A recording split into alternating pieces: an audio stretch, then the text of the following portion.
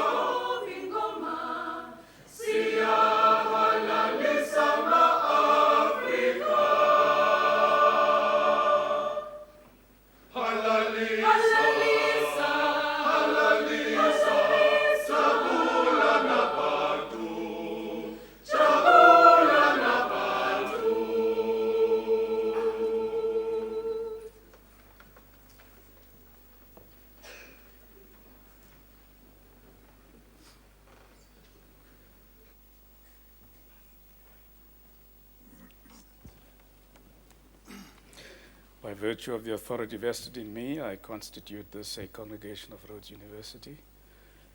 Will you please join us in observing a moment of silence in memory of the late Mamuini Madikizela Mandela?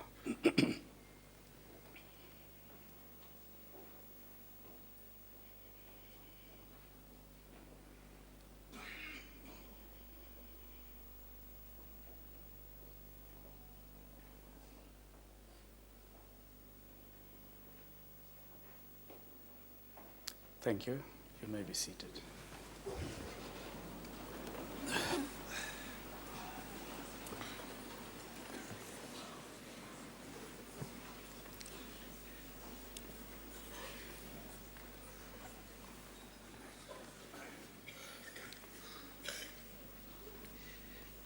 The Chancellor, the Honorable Justice Lex Mpati, the Chairperson of the Rhodes University Council, Mr. Vuyo Katla, and other members of our council, the Chairperson of the Rhodes University Convocation, Professor Emeritus Peter Mtuza, our graduation speaker, Ms. Xoliswa Kakana, University Public Auditor, Distinguished Professor Paul Malem, Deputy Vice Chancellors, Deans, Registrar, Heads of Academic Department, academic and support staff colleagues, President and other members of the Student Representative Council, proud parents, guardians, siblings, and friends of our graduates, honored guests, ladies and gentlemen, and most of all, our graduates. It is a signal honor and a great privilege for me to welcome you all to the third of 6 graduation ceremonies of 2018 at Rhodes University. We have this morning Professor Emeritus Brian Allenson, who recently celebrated his 90th birthday. He is an extraordinary example of scholarship. Professor Allenson was one of those who set this institution on a strong research trajectory in the 80s. And although having been retired formally for several decades, he has continued to contribute enormously to the production of new knowledge and the mentoring of young researchers. He is here today to celebrate the graduation of a PhD candidate who he has co-supervised with Professor Alan Hodgson. As far as we know, graduating a PhD candidate at the age of 90 is a first for this institution. And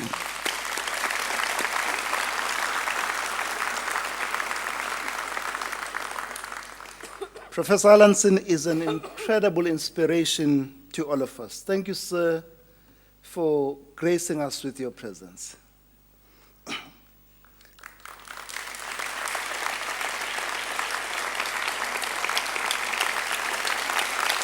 Thank you.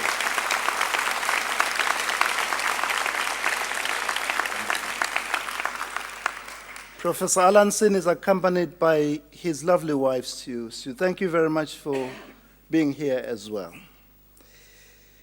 Let me extend a special welcome to grade 11 and 12 learners, their parents and teachers of our local high schools, Nombulelo and Siga Secondary Schools, Nathaniel Nyaluza, Kutliso Daniels, TEM Khwetyana and Mary Waters High Schools, who are joining us this morning via a live streaming at sites in Joza and Vergenoeg.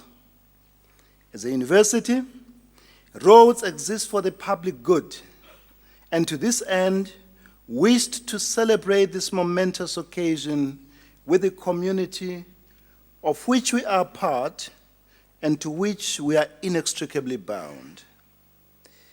Walking across the stage today, we will be inspired by many young first-generation graduates from our local community. We know that the journey of each graduate has been a communal effort, and hence this communal celebration. We hope that these young Rhodes graduates will make us all proud by not only inspiring others with their success, but also supporting local learners to reach greater heights. We are grateful to the Government Communication Information System, GCIS, the Department of Education, and our divisions of communications and advancement and community engagement for making this technological connection possible. We are very proud of being part of the greater Grahamstown community and are committed to making a positive change in this community, not as an act of charity or benevolence, but as a recognition of our shared destiny and our common humanity. Our vision is to make Grahamstown a center of educational opportunity for all young people of Grahamstown, from early childhood right across to tertiary education. Graduation ceremonies are a major highlight in our university calendar of events. They afford us a special opportunity to recognize, honor, and celebrate the academic success and achievements of our new graduates. Graduation is a significant milestone, which marks one of the most memorable experiences in the life of a young person. It is a culmination of many years of hard work and personal sacrifice, a moment of joy and pride for the parents and other family members, a time of celebration, a time to reflect on the road traveled and to look forward to a future filled with great promise. On behalf of our council and the entire Rhodes University community, I offer our warm congratulations to each one of our graduates. Completing a Rhodes University qualification is particularly demanding. You and your family are justifiably proud of your remarkable personal accomplishment. Let me extend our deep and heartfelt congratulations to those graduates who are the first in their family to earn a university degree. Having been one myself, I know too well just what a proud and special moment this is for you. This day will remain deeply etched on your memory and will be a source of great inspiration for you for the rest of your life. Each one of you, our graduates, has your own unique story to tell about your journey to this glorious achievement that we are celebrating this morning. For some of you, the journey to this day has been a long and a difficult one. It has been marked by twists and turns, failures and disappointments that threaten to derail your dreams, hopes, and aspirations. Others have had to confront and negotiate struggles of financial hardships that left them uncertain at the beginning of each year as to whether or not they would be able to continue with their studies.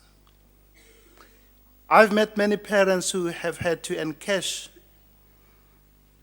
their savings and their pensions in order to make it possible for their sons and daughters to receive Rhodes University education. The fact that you are here this morning is testament to your incredible resilience, your perseverance and resolve to rise above all the hurdles that lay on your way. You have pulled through. Well done, and hearty congratulations. Graduates, you will be the first to acknowledge that you would not have made it this far were it not for the unfailing support, loving sacrifices, and constant encouragement of your parents, guardians, siblings, friends, and loved ones. They have walked this journey with you. They have shared your setbacks, disappointments, and anxieties. They have been there to provide advice and to cheer you up and cheer you on at times when you had lost all hope. Their hearts are full of joy and excitement this morning. I can only imagine the deep sense of relief they must be feeling now that they don't have to worry about your university fees and other costs incidental to being a university student. Would you kindly join me in giving a warm round of applause to all the families and those who supported our students? Thank you. Thank you. On behalf of you, our graduates, we also wish to offer profound gratitude and sincere appreciation to your lecturers, your tutors, laboratory technicians, computer assistants, support and administrative staff for their guidance, mentoring, support, and encouragement during your demanding times of study. We also acknowledge with great appreciation the important role played by our cleaners, cooks, gardeners, janitorial staff, wardening staff, and student leaders in creating a rich and supportive intellectual, social, and physical environment for our students to develop, grow, and succeed in their academic endeavors. The success of our students is their just reward. In our 2018 graduation ceremonies, we will also recognize, honor, and celebrate distinguished individuals whose profound and exceptional contributions to our nation and humankind are worthy of our recognition. Their personal journeys and selfless service and sacrifices serve as an inspiration and an example worthy of emulation by all of us. These are women and men whose significant achievements in public life and distinction in some field or selfless leadership set them apart from others and are consonant with our own institutional mission, purposes, and values. Our university will be greatly honored to confer honorary degrees to these remarkable people. They are Professor Emeritus Peter Mtuze, Justice Dikgang Moseneke, Ms. Yvonne Chakachaga, Professor Vishnu Padayaki, Dr. Andrew Mlangeni, and Dr. Cindy Magona. We are deeply grateful that 4 of the 6 will grace us with their presence at our graduation ceremonies. We have arranged a special ceremony for the other 2, Justice Dikgang Moseneke and Ms. Yvonne Chakachaga, later in the year. In the 6 graduation ceremonies of 2018, a total of 2,492 students will receive their degrees and diplomas. Of these, 1,456, or 58%, are undergraduate bachelor's degrees, and 1,036, or 42%, are postgraduate degrees and diplomas. Of the 1,036 postgraduate students, 229 are master's degrees.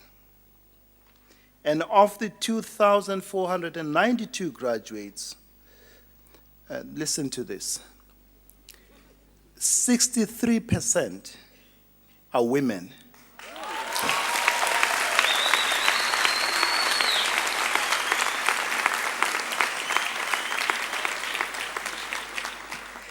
Sithi malbongwe. Malbongwe. Masibong imbokotha. We have come from far. So thank you. And 16% are international students. This year we have produced 88 PhD graduates. The Faculty of Science alone has produced 44 PhD degrees.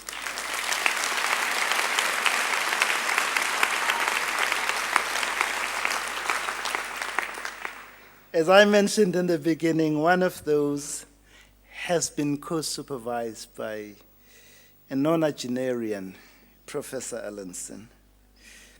The Faculty of Humanities has produced 22, Faculty of Commerce 6, the Faculty of Education 13, Faculty of Law 1, and the Faculty of Pharmacy 2. All our faculties have performed exceedingly well, and our warm congratulations to all the faculty deans, heads of department, academic and support staff in our academic departments. These fabulous statistics bear testimony to the standing of our university as a preeminent center of academic excellence. We enjoy the best undergraduate pass and graduation rates of any South African university.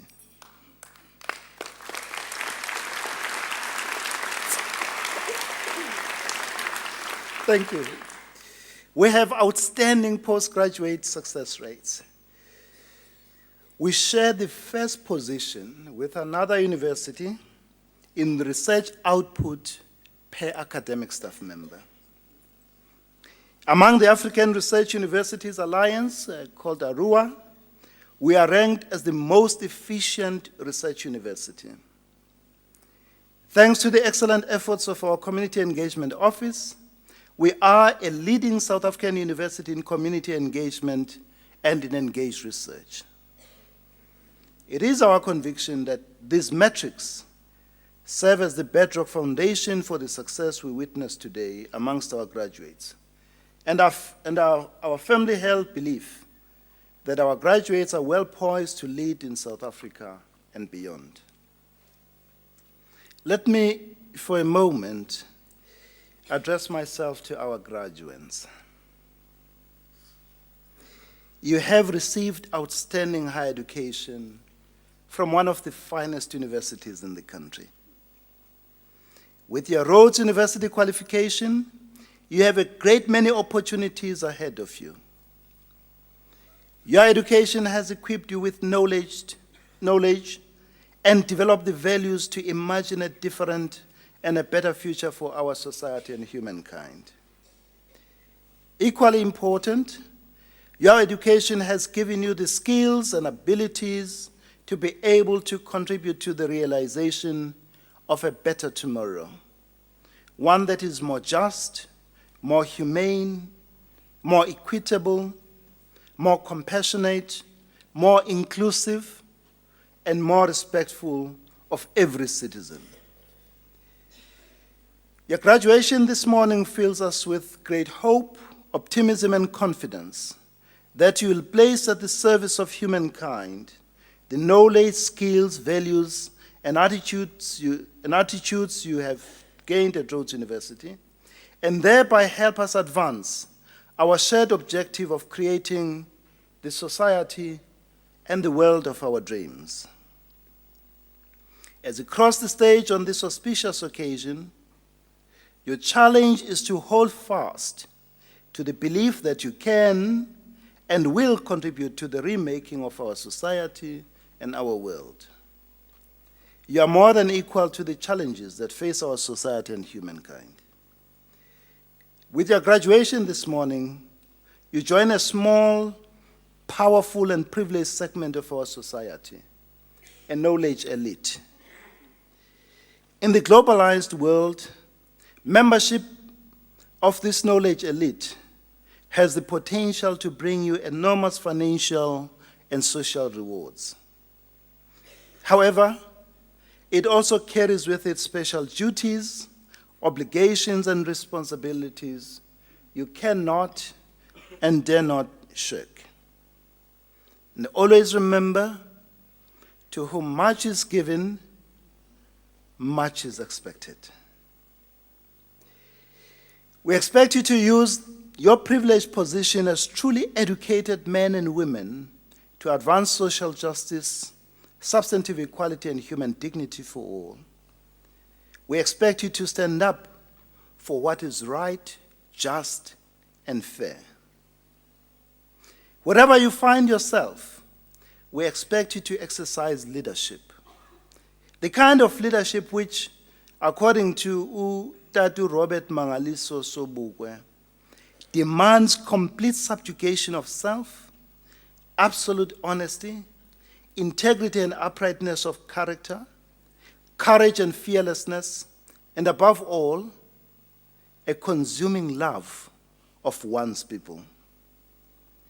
We are sending you out into the world as liberated, educated, compassionate, and caring people, so that your presence can liberate others. We are sending you out as a force for good, and we are sending you out as a voice for the voiceless, a voice of reason, truth, justice, and hope in a society and world fraught with frightening levels of anger, intolerance, selfishness, poverty, and inequality. We are sending you out to serve our society and humanity with honor, integrity, compassion, empathy, and humility. We may have not taught you everything you need to know to navigate the challenges and pitfalls of life. Reason and experience tell us we could not have done this even if we tried. However, what your education at this great and distinctive university has given you is the ability to learn and how to think and how to solve problems. As you move on with the next phase of your lives, never cease to appreciate the value of learning, the significance of knowledge, the strength of ideas, the merit of asking questions, the usefulness of theory, the need for reason and evidence, the power of logic, the benefits that come from clear thinking and thoughtful argument. Above all, never forget that one of the most important things we have tried to teach you is the value of keeping a mind open to views and perspectives that are different to those that you may hold initially. Now that you have a qualification from this great university, you are able to make life choices and define what success, happiness, and fulfillment mean for you. The choices that you make will shape and define the person that you will become and the legacy that you will bequeath humankind. Whatever choices you make in life, never elevate personal ambition and single-minded pursuit of material or financial gain above everything else. In particular, never allow the temptation of instant gratification to cloud your good judgment. Whatever the future holds for you, always strive to be the best that you can possibly be. Always strive to live a life of virtue, a life of consequence. And never allow the fear of failure to drive you into the safety and placidity of inaction. President Nelson Mandela taught us that courage is not the absence of fear, but triumph over it. From every failure, draw inspiration and courage to try harder. But please never sacrifice your values of personal integrity, fairness, and honesty. And never discount any experience in life, no matter how insignificant it might seem. However you choose to define success, fulfillment, or happiness, never forget who you are or where you come from. Never forget those who have supported and stood by you through all your ups and downs. And however you choose to define success, fulfillment, or happiness, never fail to treat others with respect, kindness, and decency. However you choose to define success, fulfillment, or happiness, never fail to pause once in a while to assess what it is that really matters in life, and take time to appreciate those little things in life. As a graduate of this great university, you join a special community of our alumni, extraordinary women and men who are making remarkable contributions and leading change in many and diverse fields of human endeavor. They are found in our classrooms as educators, in our hospitals, and in our hospital dispensaries as pharmacists. They are to be found in our courts as lawyers, magistrates, and judges. You find them in financial service institutions as accountants and CEOs. You also find them in our laboratories as scientists, in our newsrooms as journalists. They are entrepreneurs and they are thought leaders. They are all playing their part to create a better society and a better world.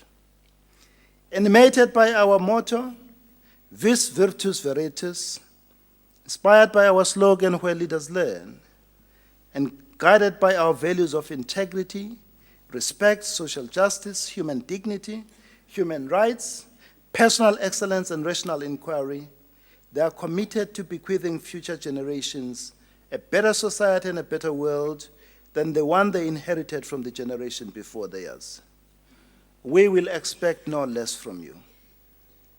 Welcome to this special and ever-growing community, and we invite you to visit our alumni table in the foyer to receive your special graduation gift, which should serve as a memento of this special day.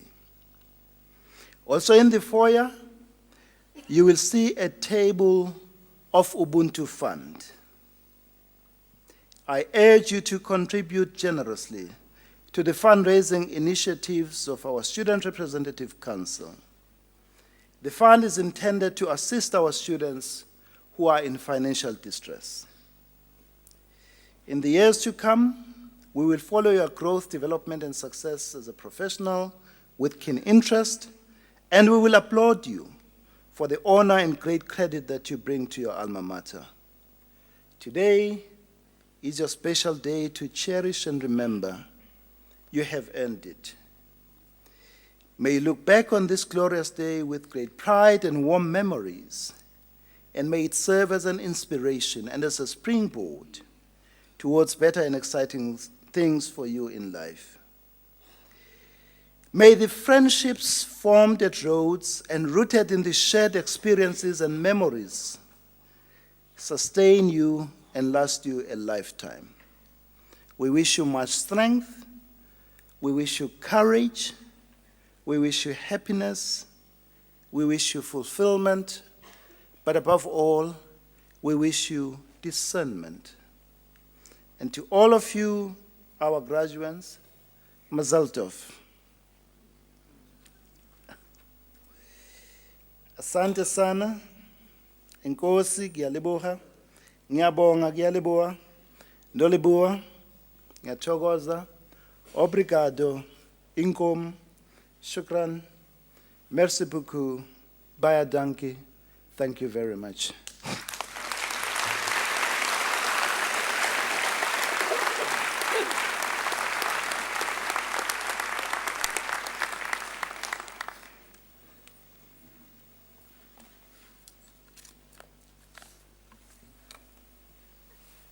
Chancellor. Our graduation speaker this morning is Ms. Xoliswa Kakana. Ms. Kakana is the Executive Chair and Group Chief Executive Officer of ICT Works, an ICT company. Ms. Kakana was born and raised in the Eastern Cape and has always been passionate about mathematics, science, and technology. She positioned herself in the information, communication, and technology sector early on by pursuing a career as an electrical engineer. She has more than 25 years of experience in this field, where she has held positions in many blue-chip technology companies. Her career began at Hewlett-Packard, HP, as a systems engineer, where she went on to join Iridium, a low-orbiting satellite company developing wireless networks. Her commercial enterprise involvement gave an in-depth view of how ICT was changing business. It also gave an inside view of the lack of black women in the ICT industry. This was the inspiration for establishment of her own company, ICT Works, where she felt she could better create a positive and thriving environment for other black women with an interest in the ICT sector. Ms. Kakana used her mother's pension payout in 1999 to found ICT Works, which is one of the leading 100% black female-owned IT companies in South Africa and the rest of Africa. Ms. Kakana participated in the development of the green and white paper processes that led to the establishment of the Telecommunications Act. She also founded the Women in ICT Forum, of which she is also a former chairperson. Ms. Kakana has had several board seats, including ZA Central Registry and Concilium Technologies, and she was a non-executive director at Broadband Infraco. In 2009, she was honored with the Women in Technology Award, was a finalist in the Telecommunications Business Women Awards in 2011, as well as a finalist in the Business Women Woman of the Year Award in 2012. ICT Works has won several industry awards in recognition of the contribution it has made to both the ICT industry and within the area of skills development. These include the Top Women Gender Empowered ICT Award, the Top Women Skills Development Award, and the Department of Trade and Industry Technology Award. Ms. Kakana holds the following academic qualifications: a BSc degree in Maths and Applied Maths from the University of Transkei, a master's degree in Electronics Engineering from F.H. Gessen-Friedberg University, Germany, master's in Business Administration from Henley Management College, London, a master's in Business Administration, Technology Management and Innovation from the Massachusetts Institute of Technology, and a master's degree in Public Administration from Harvard University.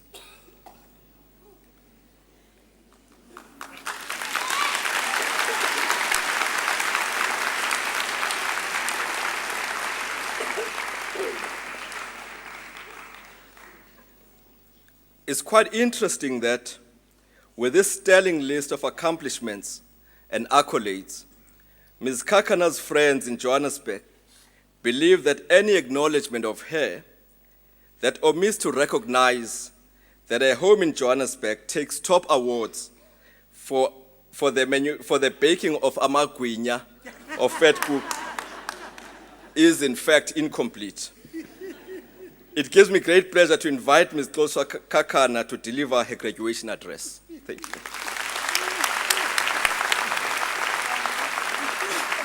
Wow. Thank you very much, Chair.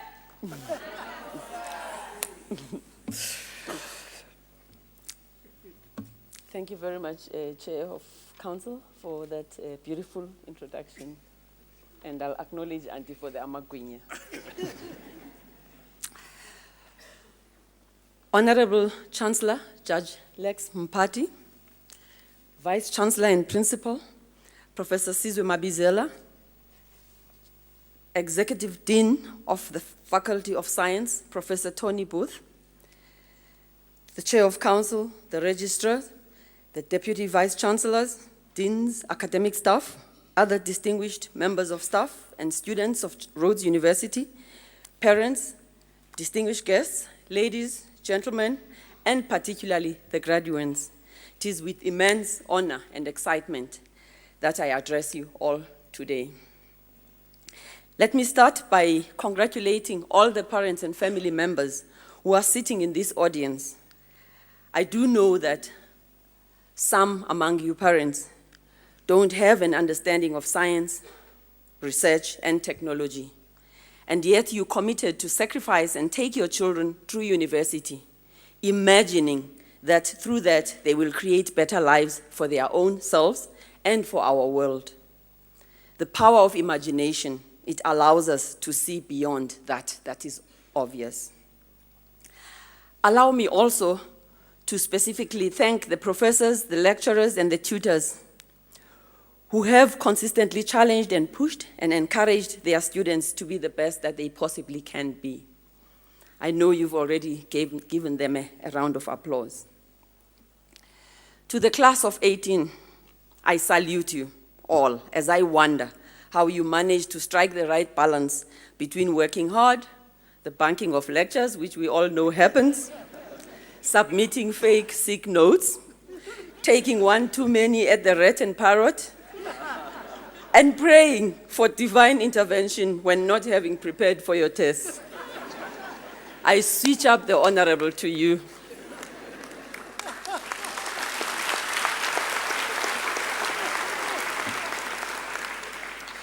On a more serious note, I would like to acknowledge the fact that some of you came from rural schools and township schools, like I came from a rural school, where you had never encountered a library nor a laboratory. And yet you found a way to dream and to believe, and you found the necessary discipline to commit yourselves, even though sometimes failing. you kept finding a way to get up and continue to pursue your degrees. That is what imagination will do for you. It will remove boundaries from your dreams. Some of you, girls particularly, had to go and draw water from some rivers in order to have drinking water and feed your families. Some of you came from communities with parents and uncles who did not believe that you deserved to get an education. They thought that you should just be married off to some rich man and they will take care of you. And yet your imagination and courage did not allow you to settle for any less. You were never overtook by the drive to make money moves.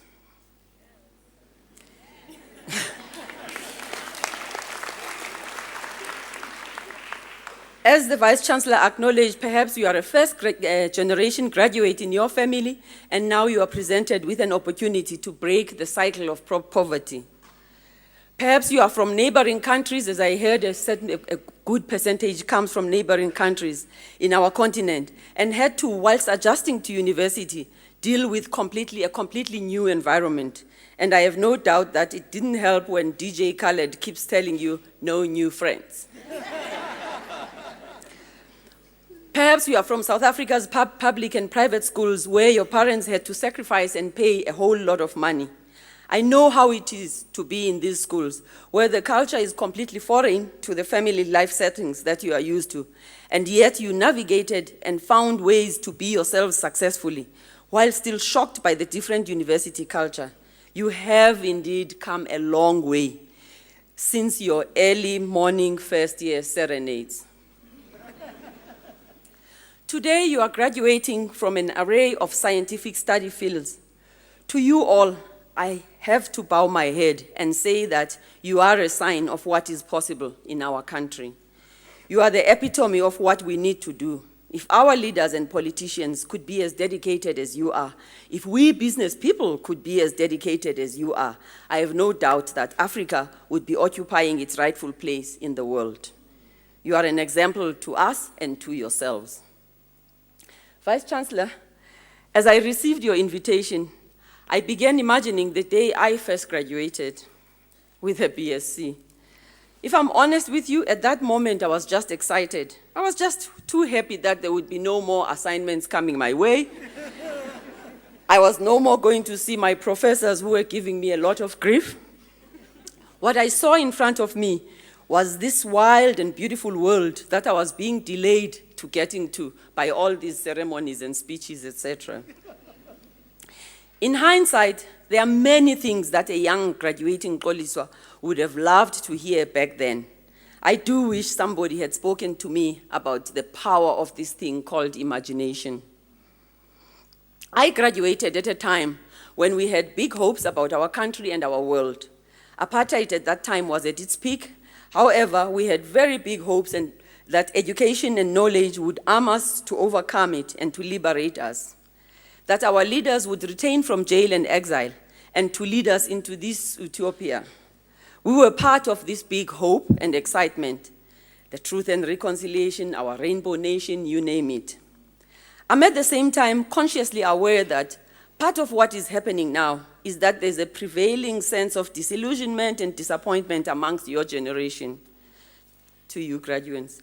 A feeling that what has been given by our generation is a false dawn, a false promise. I acknowledge you're engaging in certain struggles that we need to hear. Struggles premised on the fact that whatever our generation thought was great freedom, to you, there are still other freedoms that need to be engaged. For example, the fight for a dignified, a decolonized, a free and accessible quality education. This is a true challenge for all of us, from whatever ideology we come from. I stand before you here, acknowledging that, indeed, we live with these contested ideas, that my sense of optimism and excitement is not necessarily the same as yours. My sense of freedom is not the same as what you have experienced. I therefore come here knowing that whatever I'm going to say to you about the world and how I've experienced it is incomplete, and that is what underpins my belief that the best place is to live in imagination. Because in imagination, we are never satisfied with the status quo. We are always looking for new possibilities. Speaking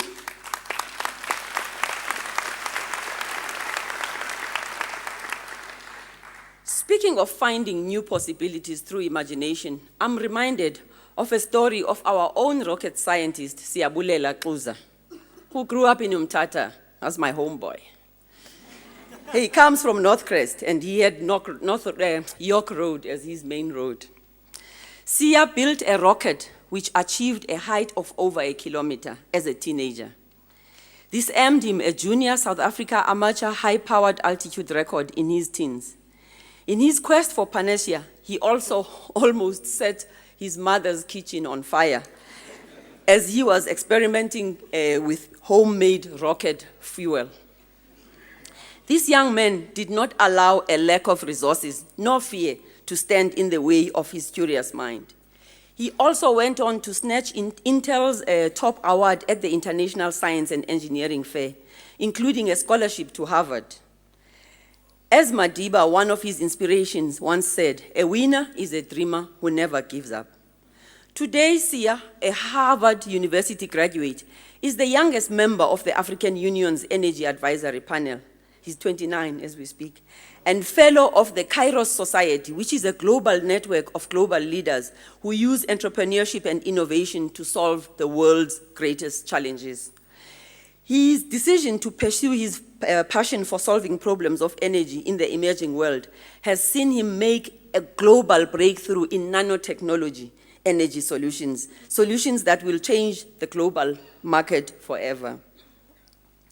This I find a very profound story, as it highlights for me how imagination transcends fear and helps us to see that which is not obvious, but possible despite many obstacles, failures, and challenges. We must not forget that SIA is building up on what has been produced by the scientific community over years of research. Imagination is beyond guts, beyond boldness, beyond courage. It actually brings these forth. Imagination opens up new possibilities. Combined with knowledge, it is powerful because knowledge is what is already known, but what a person or a society understands already in their current world. And for me, an example is that for millennia, mankind looked up to the moon in wonder. John F. Kennedy imagined a world where men walk on the surface of the moon. Today, this is happening. My own inspiration to pursue the sciences came when I, at a rural school in KwaZulu-Natal, read about the first woman astronaut, a Russian woman called Valentina Tereshkova. And of course, later, Maya Carol Jemison, the first African-American woman, and she was an electrical engineer. I decided I'll become an electrical engineer. I didn't even know what they do daily. Here you are, graduates, graduating from one of Africa's prestigious universities with a motto where leaders learn, in the science faculty, where world-class research in diverse scientific fields is being produced. I have no doubt about the knowledge and leadership lessons that you have amassed in this beautiful institution. Actually, your being here proves beyond doubt that you are highly capable of helping build a great future for our country and our world. Science education and research is in the heart of all the innovation towards creating a better world. The big question I have for you, though, is how far are you willing to develop and stretch your imagination and use your knowledge? Without the ability to imagine abstract concepts in terms he could understand, Albert Einstein would not have developed his theory of relativity. We are told that at only 16 years old, he imagined himself riding a beam of light to see what the effects would be. Without the abilities of his imagination, we might not know today what the benefits of global positioning systems are. Imagination does indeed further innovation. When interviewed in 1929 about his thought processes, Einstein did not speak of careful reasoning or calculations. Instead, he is reported to have said, "I believe in intuitions and inspirations. I sometimes feel that I'm right. I do not know that I am. I would have been surprised if I had been wrong. I am enough of the artist to draw freely upon my imagination. For knowledge is limited to all we know and understand now, while imagination embraces the entire world and all there ever will be to know and to understand.